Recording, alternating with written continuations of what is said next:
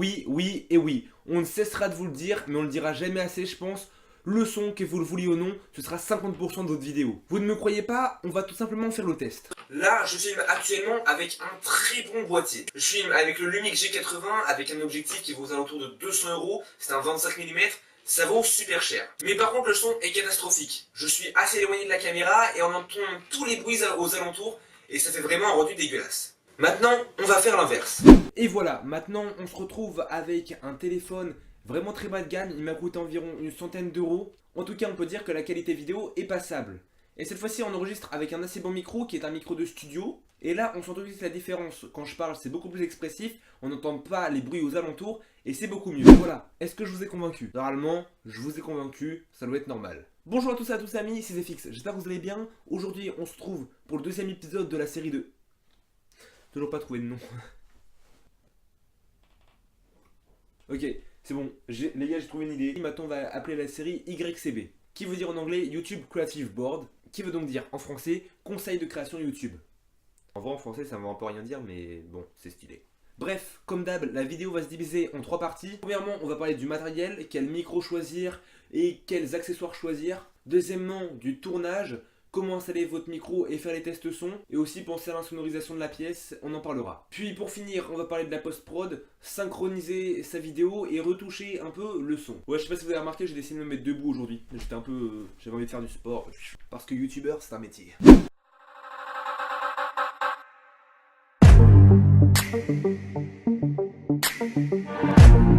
Et donc on part tout de suite sur le monde du matériel et là je pense que vous êtes perdu. Tout simplement parce qu'il y a énormément de micros, énormément de choix et vous savez pas lequel prendre. Tout simplement moi je vais vous parler de 5 types de micros. Je pense que ce sont les plus importants en général. Donc il y a les micros de studio, d'ailleurs je vais vous en parler, j'en utilise d'ailleurs un ici. Enfin vous le voyez pas mais il est ici. Je vais aussi vous parler des micros d'interview, des micros cravates, puis des micros canons et encore des micros externes. Donc on va tout de suite commencer par les micros les plus connus, les micros externes. Normalement vous devez déjà avoir vu ces micros. Ce sont de petits micros externes qu'on accroche en haut de la caméra et que d'abord vos youtubeurs préférés doivent utiliser pour vlogger. Ils sont très bien pour filmer rapidement, on a une bonne prise de son avec, pour filmer rapidement en facecam comme ça, et ils sont vraiment parfaits. En tout cas si vous voulez faire du vlogging, c'est vraiment cela que je vous conseille. Et le gros avantage de ces micros, c'est qu'ils ne sont pas du tout chers. On peut en trouver aux alentours des 50 euros et c'est vraiment que dalle.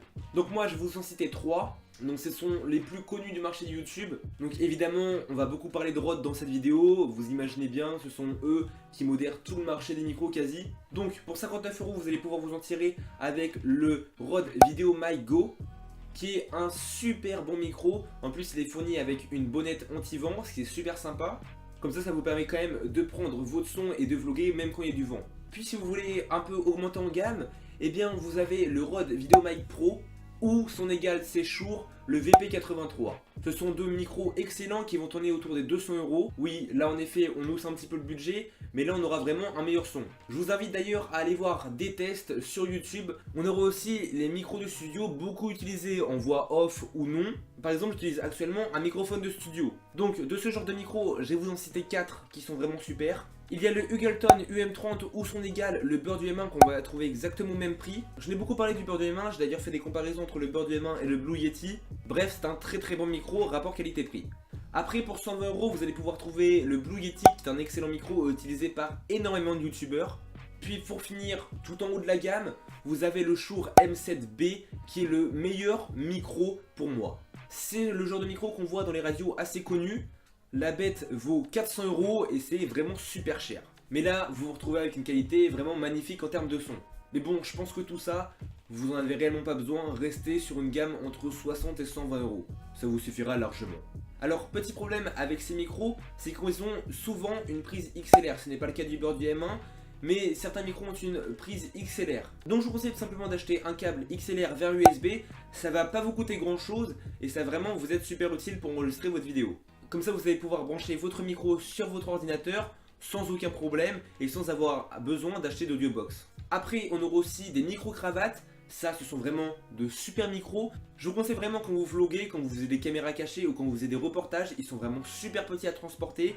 Ils enregistrent une très bonne qualité de son et ne prennent pas le bruit ambiant. Et ça c'est vraiment super. Je vais vous en donner un seul parce qu'il n'y a pas 36 000 micro-cravates qui sont bien. mais j'ai tout simplement vous conseillé le Rode SmartLav Plus 50. C'est le meilleur micro-cravate au niveau rapport qualité-prix, vous ne trouverez pas mieux, il enregistre vraiment avec une super bonne qualité de son.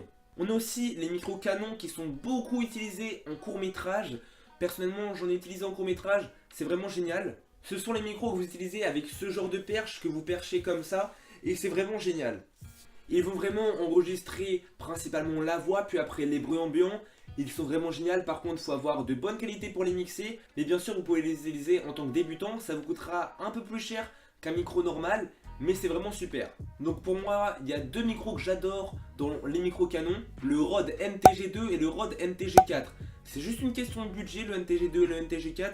Le NTG4 c'est la version évoluée du NTG2, donc évidemment il va offrir une un petit peu plus meilleure qualité de son. Bref, le NTG2 tourne autour des 185 € et le NTG4 tourne autour des 225 €. Donc vous voyez, il y a à peu près 50 € qui les séparent, c'est pas grand chose.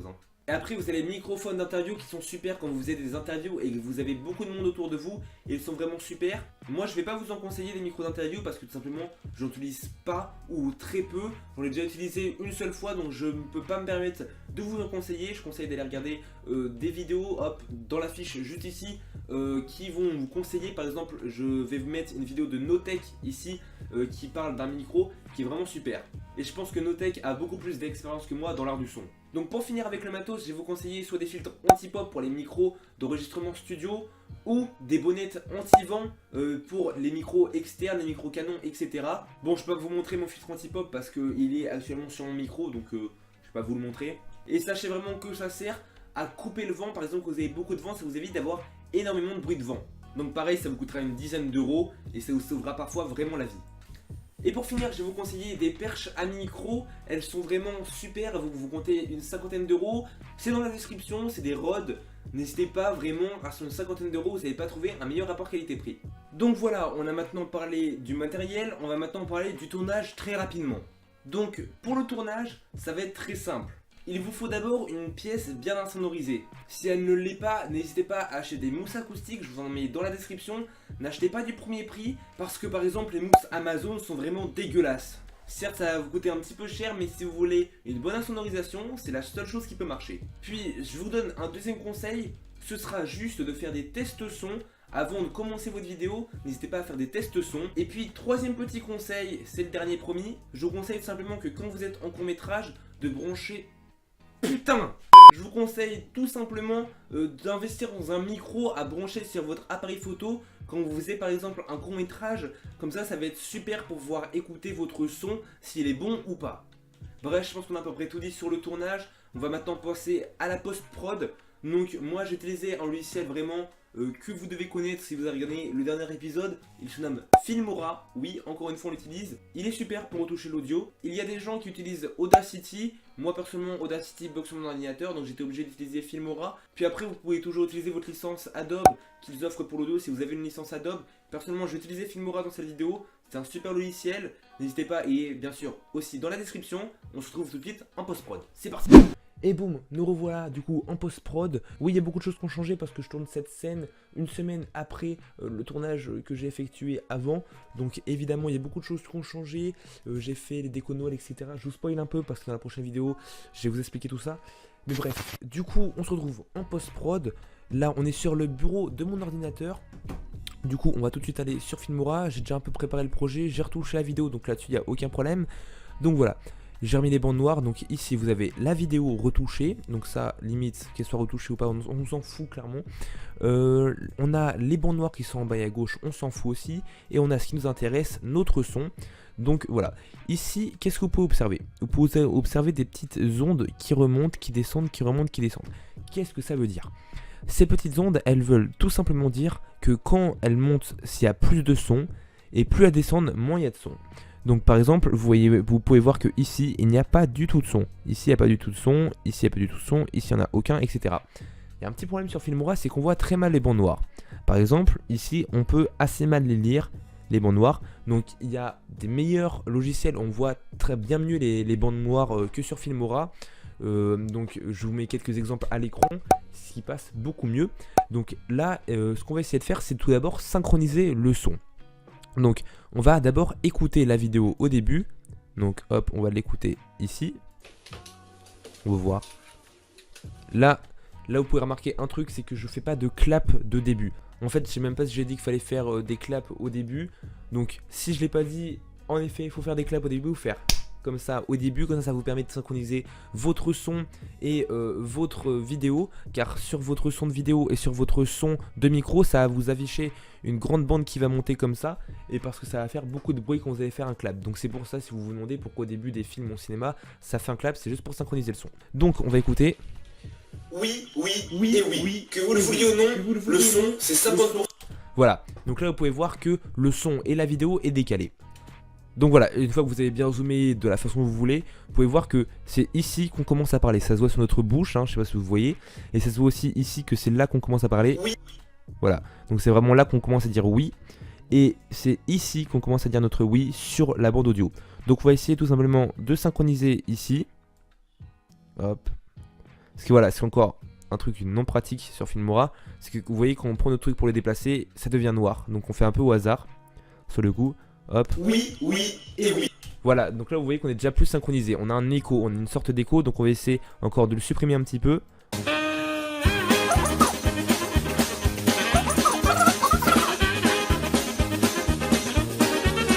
Oui, et oui, que vous le vouliez ou non, le son c'est 50% de... Voilà, donc là il y a vraiment il n'y a pas d'écho, donc c'est ça qui compte. Donc là, à ce moment-là, vous allez pouvoir double-cliquer sur votre vidéo, puis aller dans audio. Donc là vous voyez, il y a vidéo, vous allez pouvoir aller dans audio. Et vous allez pouvoir baisser le volume juste ici à fond, vous allez pouvoir complètement le baisser. Et là vous allez pouvoir voir que, hop. Oui, et oui. Là vous avez votre son de micro, juste votre son de micro qui est synchronisé avec la vidéo. Le son c'est 50% de... Voilà. Oui, et oui, que vous le vouliez ou non, le son c'est 50% de... Voilà, et là vous avez votre son qui est synchronisé avec votre vidéo. Une fois que vous avez fait ça, si vous ne trouvez que votre son est pas propre ou qu'il y a des bruits de fond, on va faire très simple, on va cliquer sur notre son du coup, on va atterrir juste ici.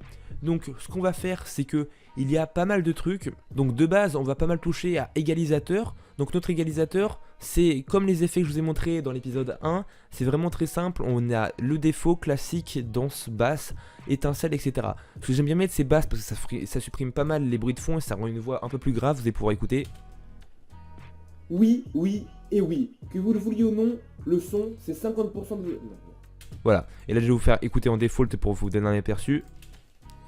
Oui, et oui, que vous le vouliez ou non. Voilà, exactement. Donc voilà, il y a à peu près ça. Vous avez le petit bouton suppression de bruit de fond. Ça marche pas du tout pour moi. Oui, et oui, que vous le vouliez ou non, le son... Voilà, ça fait limite mal aux oreilles de mettre le suppression de bruit de fond. Je vous conseille pas du tout. Après vous avez fade in et fade out. Hop, me revoilà. Juste pour dire que je disais que de la merde sur fade in et fade out. Fade in et fade out, c'est juste pour augmenter le son de la bande sonore en douceur au début et à la fin. Bref, voilà, c'est tout. Je vous laisse avec la fin de la vidéo. Le volume, donc c'est pour régler votre volume. Votre vitesse, c'est la vitesse à laquelle vous allez mettre votre son. Et voilà, c'est à peu près tout. Vous avez aussi l'onglet personnalisé. Donc là, vous avez tous les réglages. Donc les basses, les hautes fréquences, les 1K, 2K, 4K, 8K, 16K, etc. etc. Donc je vous laisse ça, vous voir ça par vous-même. Évoluer sur ce logiciel de montage là.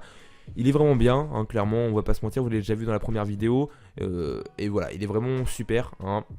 Donc voilà, donc j'ai à peu près tout dit sur la post-prod je pense. On se retrouve tout de suite pour la fin de la vidéo. En tout cas voilà, j'espère que la vidéo vous a plu. Si elle vous a plu, n'hésitez pas à laisser un méga like, à vous abonner à ma chaîne YouTube, ça me fera toujours super plaisir. Moi je vous dis à la prochaine pour l'épisode 3, c'était DSX, bye bye.